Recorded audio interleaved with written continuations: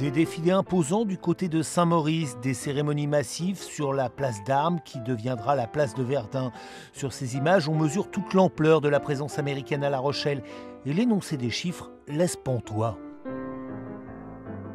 Au moment de l'armistice, on peut dire qu'un Rochelais, enfin un habitant de La Rochelle sur 5 était américain, puisque La Rochelle à l'époque avait à peu près 38 000, avec les réfugiés 38 à 39 000 habitants et 10 000 militaires américains.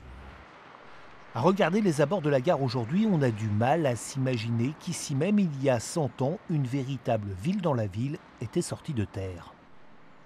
Les militaires américains, bien sûr, ont logé dans les bâtiments de la gare actuelle, mais c'est insuffisant. Donc il y a eu la construction de grands baraquements, donc sur le côté de la gare, devant la gare, là, puisque à l'époque c'était des terrains vagues. Et pour manger, donc la cantine était installée à l'intérieur de la grande salle de la gare.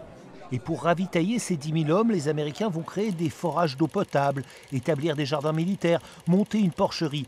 Mais l'essentiel des vivres reste acheminé par bateau depuis les États-Unis jusqu'à la Palisse. La viande arrivait congelée des États-Unis et pour la stocker, il fallait des entrepôts. Alors dans un premier temps, ils se sont dépannés. Il y avait des entrepôts, des petits entrepôts français à Lafont, mais c'était insuffisant.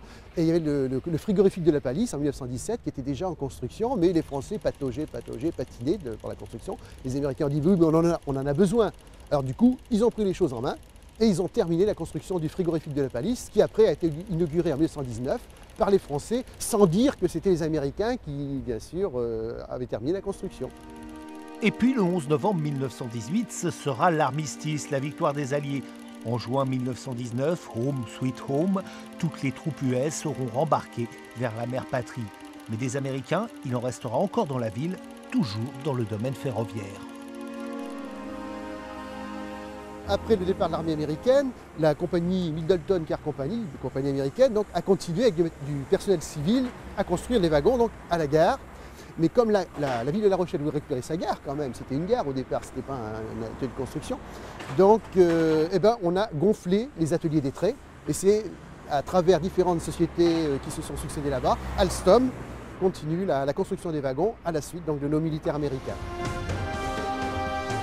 Méconnu, oublié, peu commémoré, cet épisode aura pourtant marqué définitivement et durablement l'histoire et la vie de La Rochelle.